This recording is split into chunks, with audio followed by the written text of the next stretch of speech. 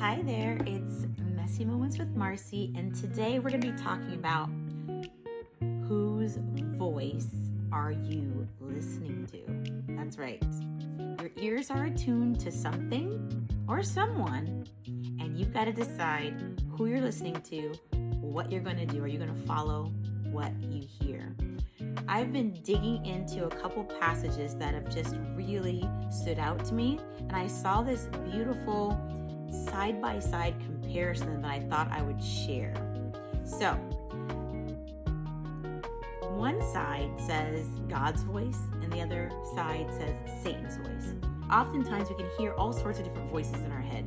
They could be good voices that are things that are encouraging to us, and there can be things that are just discouraging, like, you can't do this, you might as well give up, you're not going to make it, it's too big for you, all of these sorts of things. And one of the things that we need the most is to be able to discern, to be able to hear and figure out, where's this voice coming from? What's it asking me to do? Is this right or wrong? Is this going the direction that I'm supposed to go in? I've been designed to go in, or it's not? And which voice am I going to follow? So the little thing that I saw described God's voice as something that is calm, comforting, it convicts, it encourages, it enlightens, it leads, it reassures, and it stills. But in contrast, Satan's voice does the opposite. So where God's voice calms, Satan's voice obsesses. When God's voice comforts, Satan's voice worries. God's voice convicts, Satan's voice condemns. God's voice encourages, and Satan's voice discourages. God's voice enlightens, Satan's voice confuses. God's voice leads, Satan's voice pushes. God's voice reassures, Satan's voice frightens. God's voice stills, and Satan's voice rushes.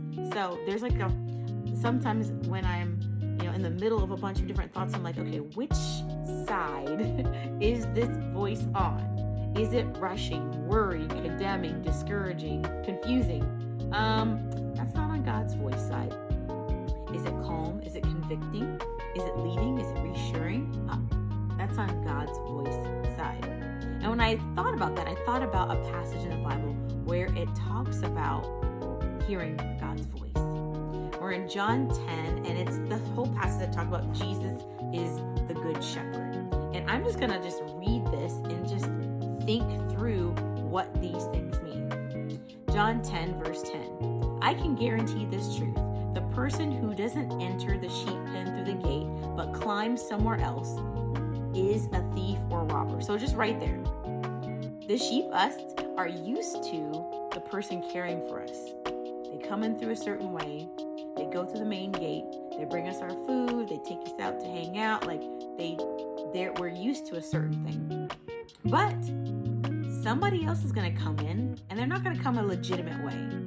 They're going to come in through the side. They're going to come in sneakily over here or over there. And that thought kind of sneaks right in and not with the rest of the thoughts. Just like this thief or robber. The gatekeeper opens the gate for him, and the sheep respond to his voice. He calls the sheep by name and leads them out of the pen. Just look at that right there. The gatekeeper opens the gate, and the sheep respond to his voice. So the sheep know that voice. Wait.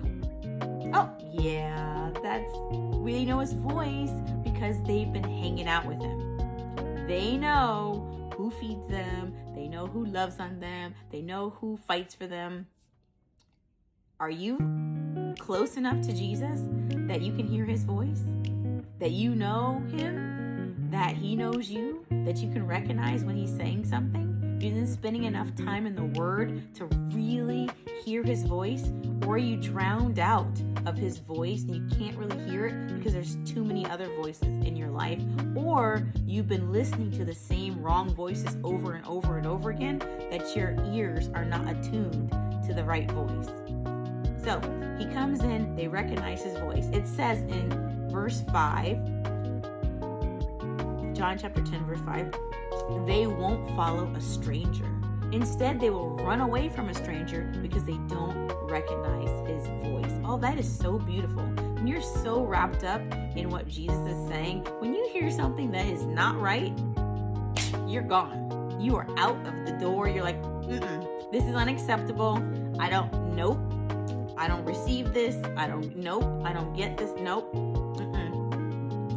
You can recognize the voice of your leader, the voice of God, and not these voices of the strangers. In verse 7, it says, Jesus emphasized, I can guarantee this truth. I am the gate for the sheep. All who came before I did were thieves and robbers. However, the sheep didn't respond to them. I am the gate. Those who enter the sheep pen through me will be saved. They go in and out of the sheep pen and find food. So God's caring for them. He's leading them. He's giving his life for them. That's what a shepherd does. That's what a good shepherd does. But he's contrasting himself to thieves and robbers. Like, the goal of a thief and robber is to take the things that you have and destroy them and use them for themselves. So God's setting himself apart. So when you hear those voices, or you see those actions that are taking things from you, that are destroying things from you, they're not bringing life, that's not from the shepherd. That's not from God. Sometimes we want to say, God, why did God do this thing? No. He doesn't bring bad. He brings good out of all circumstances. So it's the devil and the people who are doing what the devil wants that steal, kill, and destroy.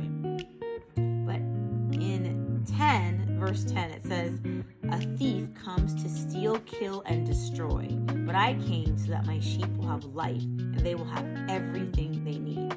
Man, that's just so comforting, knowing that we will have all that we need in life. We hitch ourselves to Jesus Christ. And the other option, Satan, steal, kill, and destroy. So if something is stealing from you, is killing the good works that are happening around you and destroying things, you could know that's not from the Lord. Absolutely not. It says, I'm the good shepherd. The good shepherd gives his life for the sheep. A hired hand isn't a shepherd. It doesn't own the sheep. When he sees a wolf coming, he abandons the sheep and quickly runs away. So the wolf drags the sheep away and scatters the flock. Oh, that's so sad. Like, this guy that they hired to watch the sheep, it's like, a wolf comes, he's like, peace out. Bye. This is all messed up. Like, and then the sheep get beat up and scattered. So that's the wolf is causing these things to happen. But the real shepherd is the one who's given his life. He's fighting off the wolves. He's caring for the sheep regardless of the danger. He's standing up for the things that are right. A hired hand is concerned about what he's going to get paid and not about the sheep. Verse 13. Verse 14 says, I am the good shepherd. I know my sheep as the Father knows me. My sheep know me and I know the Father, so I give my life for the sheep. Well, I hope this is encouraging to you, to remind you how important it is to stay in God's Word, to be speaking to Him through prayer, to be connected to Christian community and church so that you can attune your ears to God's voice. Why is that such a benefit? Well, it's because if we know God's voice, then we won't listen to any others. Those other ones came to still kill, and destroy the good things that God has for us. That's where destruction lies. We don't want the destructive path. We want the good things God has, and if we listen and attune our ears to Him, we'll be able to stay on that path. He can keep us safe, and He can bring us the things that He promised. So, if it speaks to you, go ahead and share, and I hope